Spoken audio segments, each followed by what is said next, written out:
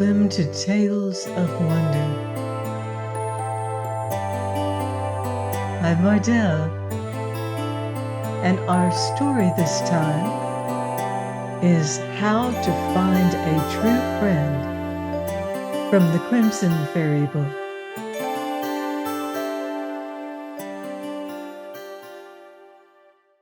Once upon a time, there lived a king and queen who longed to have a son. As none came, one day they made a vow at the shrine of St. James that if their prayers were granted, the boy should set out on a pilgrimage as soon as he had passed his 18th birthday. And fancy their delight when one evening the king returned home from hunting and saw a baby lying in the cradle.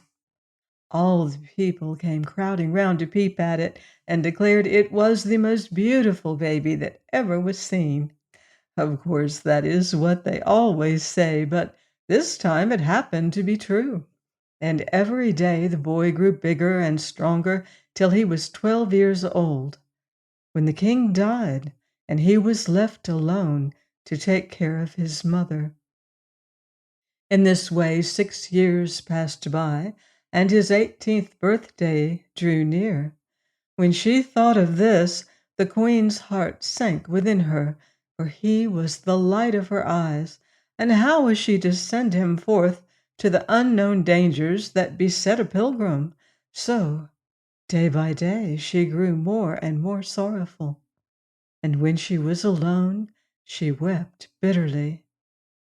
Now the queen imagined that no one but herself knew how sad she was. But one morning her son said to her, "Mother, why do you cry the whole day long?" "Nothing, nothing, my son. There is only one thing in the world that troubles me." "What is that one thing?" asked he. "Are you afraid your property is badly managed? Let me go and look into the matter." This pleased the queen, and he rode off to the plain country, where his mother owned great estates. But everything was in beautiful order, and he returned with a joyful heart and said, "Now, mother, you can be happy again, for your lands are better managed than anyone else's I have seen. The cattle are thriving, the fields are thick with corn, and soon they will be ripe for harvest." "That is good news indeed," answered she, but it did not seem to make any difference to her, and the next morning she was weeping and wailing as loudly as ever. "Dear mother," said her son in despair, "if you will not tell me what is the cause of all this misery, I shall leave home and wander far through the world." "Oh, my son," cried the queen, "it is the thought that I must part from you which causes me such grief. For before you were born we vowed a vow to St. James that when your 18th birthday was past you should make a pilgrimage to his shrine. And very soon you will be 18, and I shall lose you, and for a whole year my eyes will never be gladdened by the sight of you, for the shrine is far away." "Will it take no longer than that to reach it?" said he. "Oh, don't be so wretched. It is only dead people who never return. As long as I am alive, you may be sure that I will come back to you." After this manner he comforted his mother, and on his 18th birthday his best horse was led to the door of the palace, and he took leave of the queen in these words: "Dear mother, farewell, and by the help of fate I shall return to you as soon as I can." The queen burst into tears and wept sore.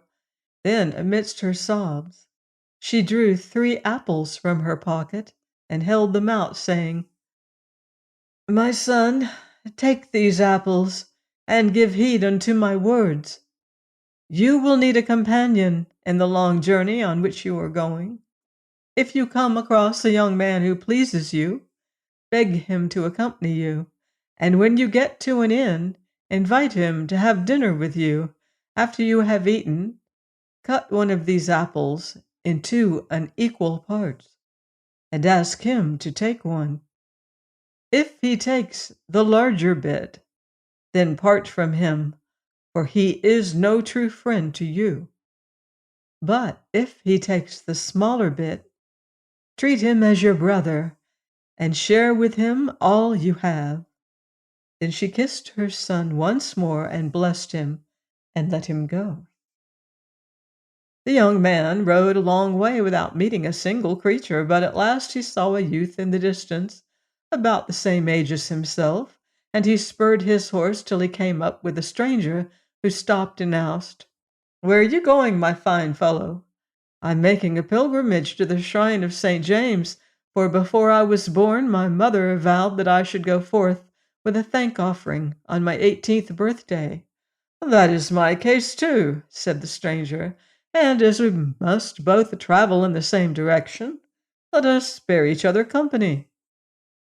The young man agreed to this proposal, but he took care not to get on terms of familiarity with the newcomer until he had tried him with the apple. By and by they reached an inn, and at sight of it the king's son said, "I am very hungry. Let us enter and order something to eat." The other consented, and they were soon sitting before a good dinner. When they had finished, the king's son drew an apple from his pocket and cut it into a big half and a little half, and offered both to the stranger, who took the biggest bit. "You are no friend of mine," thought the king's son, and in order to part company with him, he pretended to be ill and declared himself unable to proceed on his journey. "Well, I can't wait for you," replied the other. "I'm in haste to push on, so farewell."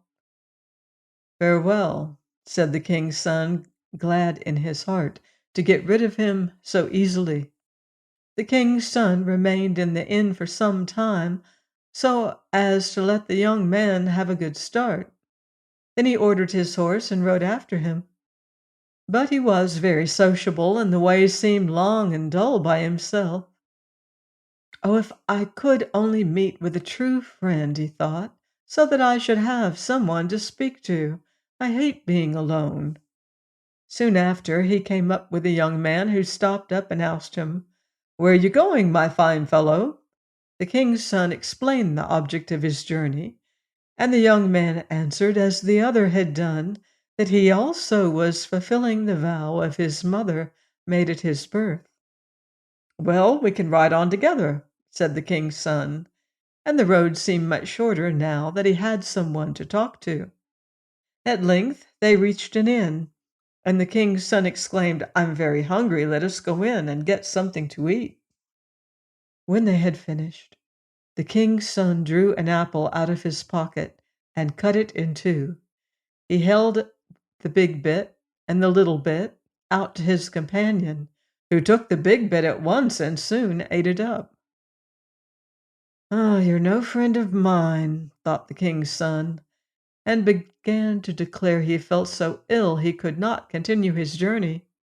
When he had given the young man a good start, he set off himself, but the way seemed even longer and duller than before.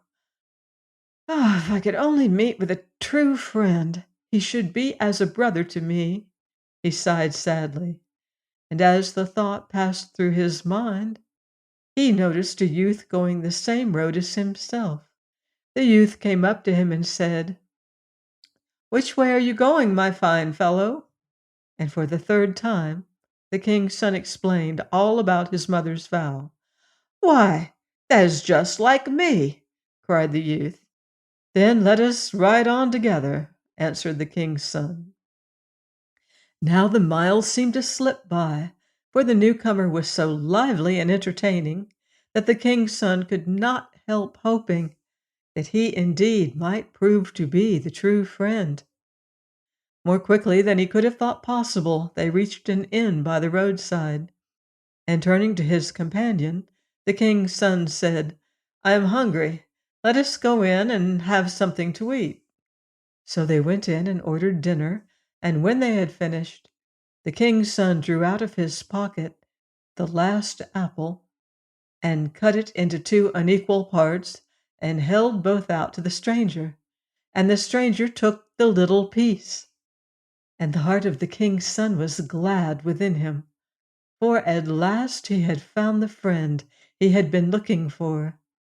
"Good youth," he cried, "we will be brothers, and what is mine shall be thine, and what is thine shall be mine, and together we will push on to the shrine, and if one of us dies on the road, the other shall carry his body there."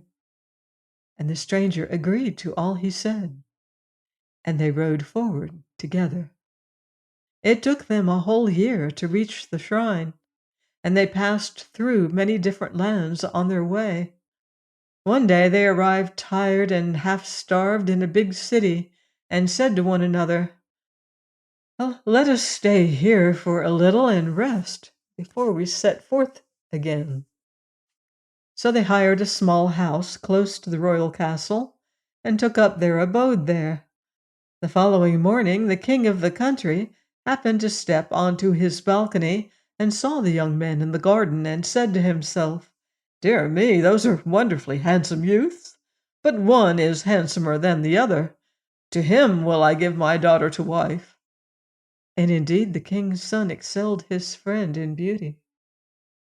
In order to set about his plan, the king asked both the young men to dinner, and when they arrived at the castle he received them with the utmost kindness, and sent for his daughter, who was more lovely than both the sun and moon put together.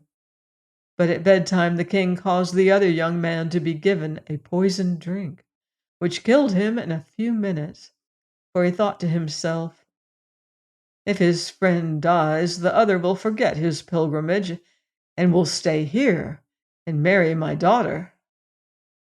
When the king's son awoke the next morning, he inquired of the servants where his friend had gone, as he did not see him. "He died suddenly last night," said they, "and is to be buried immediately." But the king's son sprang up and cried, "If my friend is dead, I can stay here no longer, and cannot linger an hour in this house." "Oh, give up your journey and remain here," exclaimed the king, "and you shall have my daughter for your wife." "No," answered the king's son, "I cannot stay, but I pray you grant my request, and give me a good horse, and let me go in peace. And when I have fulfilled my vow, then I will return and marry your daughter."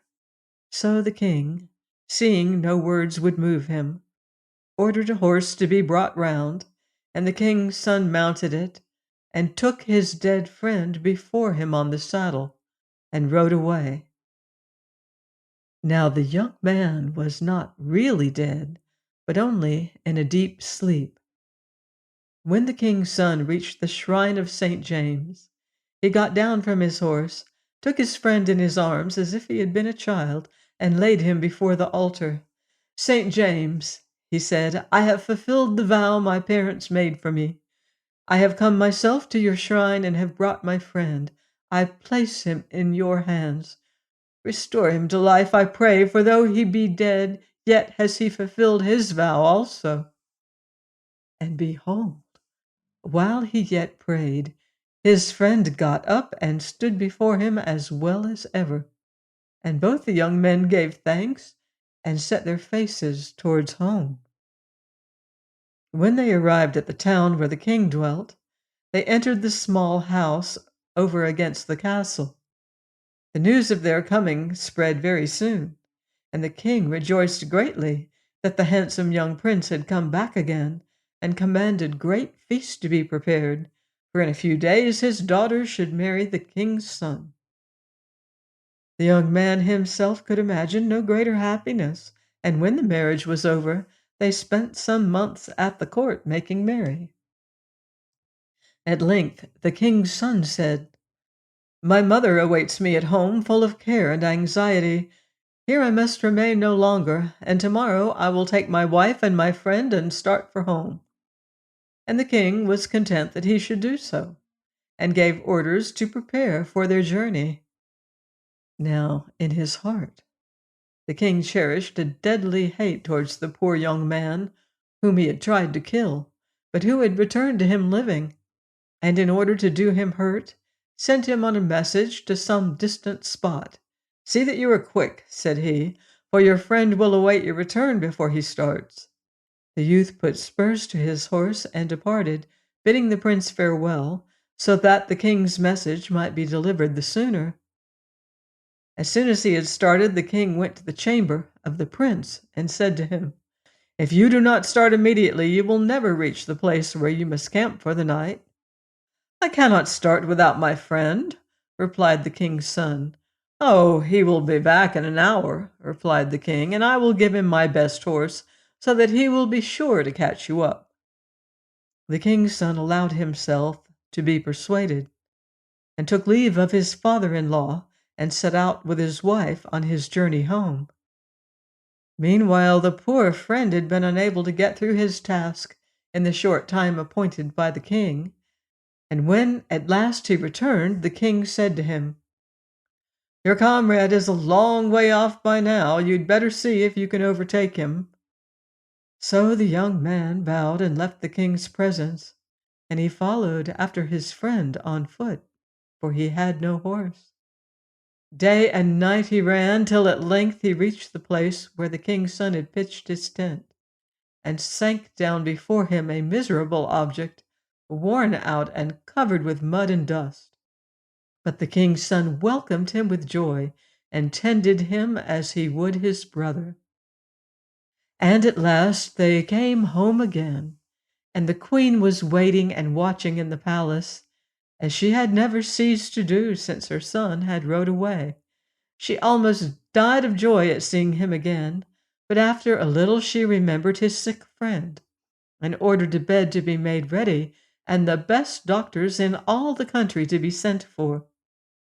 When they heard of the queen's summons, they flocked from all parts, but none could cure him. After everyone had tried and failed, a servant entered and informed the queen that a strange old man had just knocked at the palace gate, and declared that he was able to heal the dying youth. Now this was a holy man, who had heard of the trouble the king's son was in, and had come to help. It happened that at this very time a little daughter was born to the king's son, but in his distress for his friend, he had hardly a thought to spare for the baby. He could not be prevailed on to leave the sick bed, and he was bending over it when the holy man entered the room. "Do you wish your friend to be cured?" asked the newcomer of the king's son. "And what price would you pay?" "What price?" answered the king's son. "Only tell me what I can do to heal him."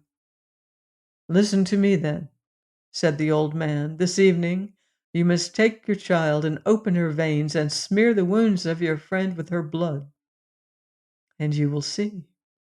He will get well in an instant." At these words, the king's son shrieked with horror, for he loved the baby dearly, but he answered, "I have sworn that I would treat my friend as if he were my brother, and if there is no other way, my child must be sacrificed." As by this time evening had already fallen, he took the child and opened its veins and smeared the blood over the wounds of the sick man, and the look of death departed from him, and he grew strong and rosy once more. But the little child lay as white and still as if she had been dead. They laid her in the cradle and wept bitterly, for they thought that by next morning she would be lost to them. At sunrise the old man returned and asked after the sick man. "He is as well as ever," answered the king's son. "And where's your baby?" "In the cradle yonder, and I think she is dead," replied the father sadly. "Look at her once more," said the holy man, and as they drew near the cradle, there lay the baby smiling up at them. "I am St. James of Lizia," said the old man, "and I have come to help you, for I have seen that you are a true friend. From henceforward live happily, all of you, together, and if trouble should draw near you, send for me, and I will aid you to get through them."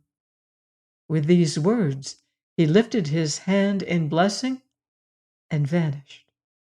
And they obeyed him and were happy and content and tried to make the people of the land happy and contented too.